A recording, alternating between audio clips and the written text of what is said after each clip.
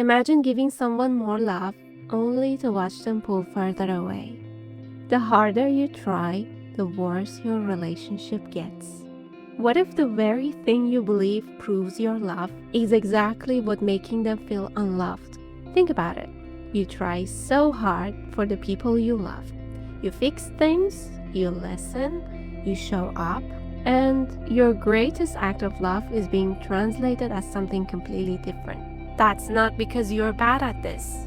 It's because you're giving them the love you'd want, not the love they need. This book breaks that down into 3 pairs.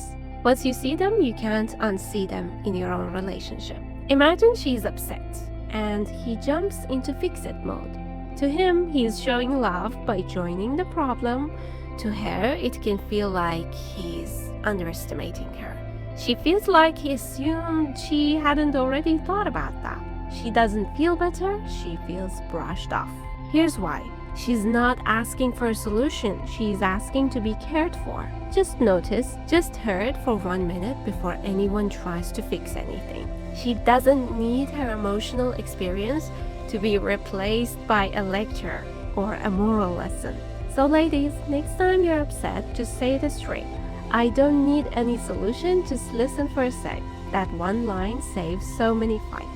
Actually, me and my husband got a secret word for it. When he starts to see the logic of the story and what's right and what's wrong, I say peach and we laugh and he realized I just needed some empathy. Because it's a strong urge in men, sometimes they forget. So we realized a secret word would be really helpful. Now Philip, he tries something his way and she jumps in to help, telling him a better way to do stuff or why don't you do it like this? It feels helpful to her.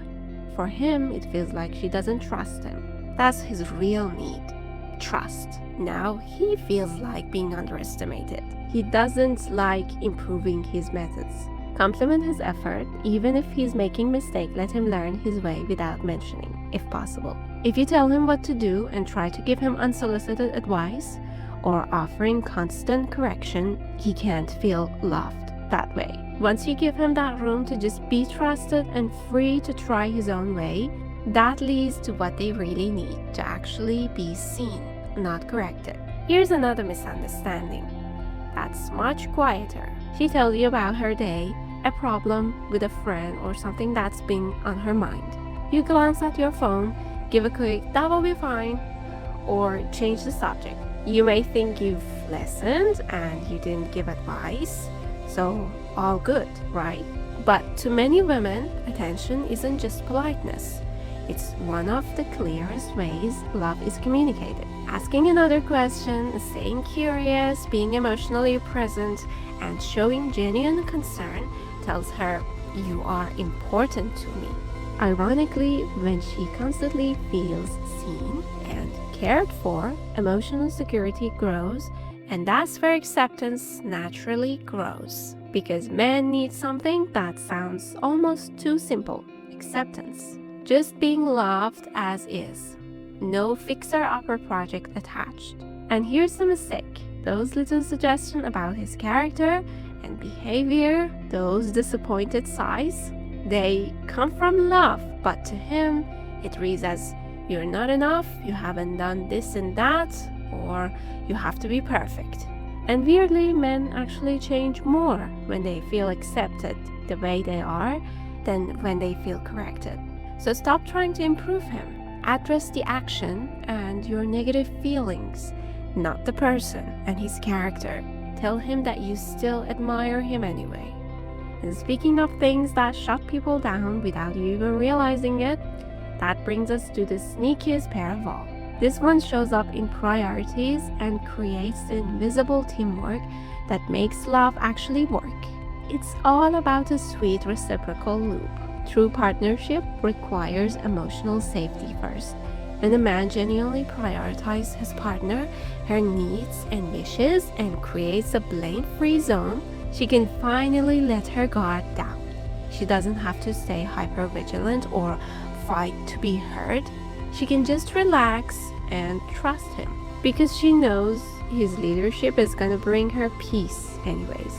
When she doesn't feel the need to protect herself in an abusive environment, respect and encouragement grow naturally. But it's a two-way street. While women thrive on validation, men deeply crave appreciation. Men love to provide, but without a little gratitude, they easily feel like they are failing. A woman might focus on what's next just because she cares about the future. But a guy can misread that as nothing I do is enough. And next thing that happens, instead of making a fuss, he might just quietly check out, causing the relationship to drift apart. So get specific, not thanks for everything. Say, hey, I noticed you did that, and it actually mattered. That sentence lands 10 times harder than a generic thank you. Even if she feels there were some gaps for improvement and things aren't perfect yet, appreciation and acknowledging his effort is all he needs, and he will fix things himself the best way possible next time. Appreciation helps him to be devoted to her and prioritize her all the time because he feels seen. The biggest lesson isn't that men and women are opposites. It's that the same action can send two completely different messages. Your advice might sound like criticism. Your correction might sound like distrust. Your silence might sound like indifference. And your priorities and perfectionism might decide whether your partner feels valued or invisible. Love isn't proven by how much you give. It's proven by whether the person receiving it actually feels it. At the end, which of these situations surprised you the most? And have you ever seen it happen in your own relationship? Let me know in the comments. I would genuinely love to read your experiences. Thank you so much for your company, and I'll see you in the next one. Bye bye!